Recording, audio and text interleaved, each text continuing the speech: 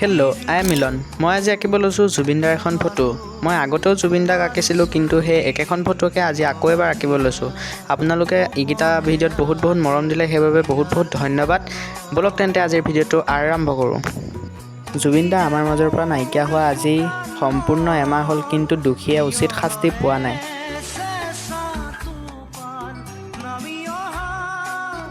আৰু জুবিন দাই নিজ মুখেৰে কৈ গৈছিল, জুবিন গাৰ্গ ওলোৱাৰ পিছত চিত্ৰকৰ বহুত ওলাইছে।